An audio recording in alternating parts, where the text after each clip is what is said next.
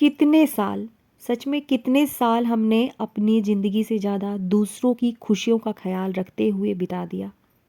कभी किसी की उम्मीदों के नीचे दबकर तो कभी किसी की बातों में उलझकर और कभी-कभी तो खुद को पीछे छोड़कर। हमने निभाया सबको, पर सबसे कम किसे निभाया खुद को। और आज जब 2026 आने ही वाला है, ये नया साल हमें एक नया मौका दे रहा है।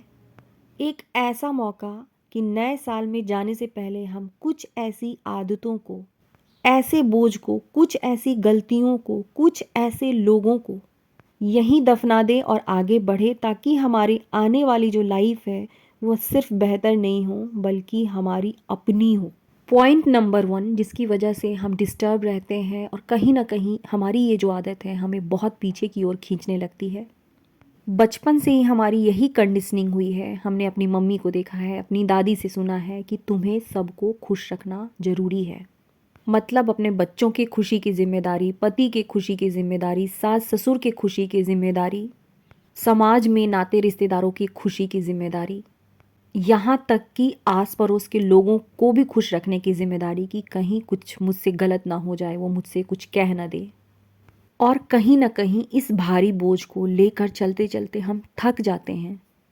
मैं अपनी बात बताती हूँ, जब तक मैंने सबको खुश रखने वाली ज़िम्मेदारी, सबकी नज़रों में अच्छे बने रहने की ज़िम्मेदारी निभाई, तब तक खुद बहुत दुखी रही। जिस दिन और जिस पल से हम ये जान लेते हैं कि सबको खुश करके रखना ये हमारी रिस्पॉन्सिबिलिटी नहीं है, हमारी सिर्फ़ और सिर्फ़ इतनी रिस्पॉन्सिबिलिटीज़ है कि ऊपर वाले ने हमारे हिस्से में जो भी काम दिए हैं, जो भी हमारा कर्तव्य है, अपनी रिस्पॉन्सिबिलिटी को अपने हिसाब से अच्छी तरीके से निभाना, अपने आप को प्यार और सम्मान देना। कई बार तो हम अपने घर वाले या आस पड़ोस के लोगों की वजह से अपनी लाइफ में कुछ भी नया नहीं कर पाते। यहाँ तक कि अपने मनपसंद के कपड़ों को भी नहीं पहनते, क्योंकि लोग क्या कहेंगे। कई बार मुझे ऐसे कमेंट आते हैं, आप सब ने मेरे कमेंट सेक्शन में इस तरह के कमेंट को पढ़ा भी होगा। कमेंट ये रहता है कि दी, चाहे मैं कितना भी कर लूँ, ना तो मेरे सास ससुर और ना मेरे हस्बैंड मुझसे खुश रहते हैं। चाहे कितना भी कर लूँ तो ससुराल वाले उसमें कमी निकाल ही लेते हैं। या कुछ कमेंट ऐसे रहते हैं कि आसपास के लोग मुझे बहुत परेशान करते हैं, मैं कुछ भी करना चाहती हूँ तो उनकी वजह से रुक जाती हूँ। हमारे लाइफ की ये सबसे बड़ी प्रॉब्लम है, और जिस दिन हम आज़ाद रहकर जीना सीख जाएंगे, उसी दिन हम अपने जीवन को महसूस करना सीख जाएंगे, अपने तरीके से अपनी सांस ले पाएंगे। नया साल आने वाला है और इस नए साल में एक संकल्प हमें लेना है कि सबको खुश रखने की ज़रूरत नहीं है, क्योंकि हम इंसान हैं, भगवान नहीं। नेक्स्ट पॉइंट है खुद को छोटा समझना, खुद को कम समझना। आपको खुद को कम समझना, खुद को छोटा समझना आज से ही छोड़ना होगा। क्यों छोड़ना होगा? क्यों छोड़ना होगा? इसलिए छोड़ना होगा क्योंकि यही वो जड़ है जो हमारी लाइफ को डिस्टर्ब करती है, और इसी की वजह से सेल्फ डाउट, अपने इम्पोर्टेंस को कम समझना, स्ट्रेस, बहुत सारी चीज़ों में हम उलझे चले जाते हैं। अपने आप को लोगों से कम समझने की वजह से ज़्यादा टॉलरेट करते हैं, गिल्ट में रहते हैं, अपने हेल्थ को इग्नोर करते हैं।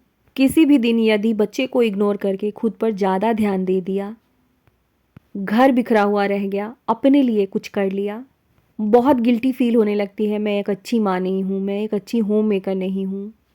ये इस वजह से होता है कि हम खुद को कम समझते हैं और खुद को इंसान समझना भूल जाते हैं। सेल्फ डाउट की वजह से सबसे ज़्यादा और सबसे बड़ा नुकसान हमारा होता है।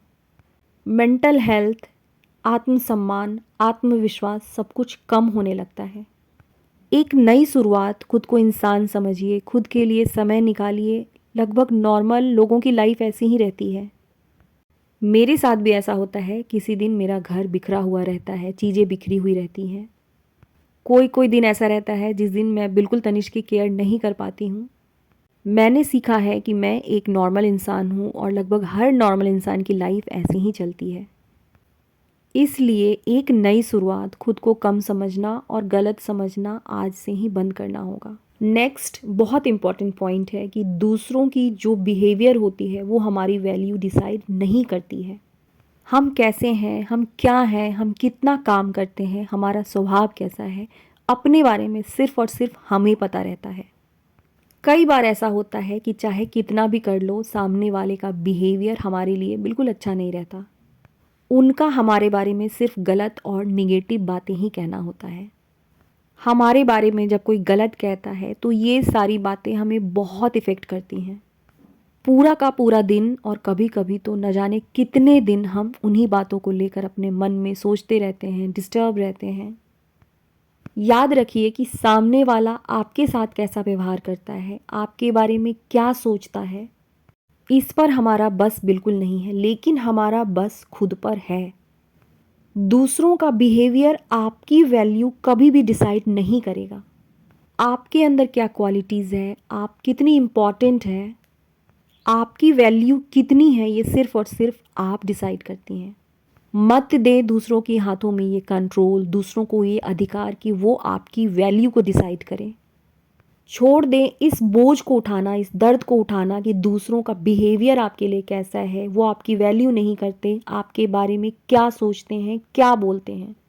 सच कहती हूँ कि मैंने तो दूसरों के हाथों से ये कंट्रोल ले लिया है कि वो मेरी वैल्यू डिसाइड करें।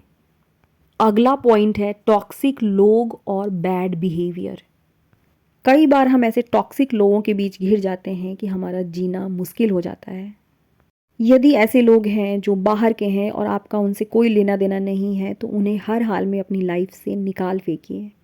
लेकिन कभी कभी प्रॉब्लम ये होती है कि ऐसे लोग हमारे घर के ही होते हैं, किसी भी हाल में उन्हें छोड़ा नहीं जा सकता।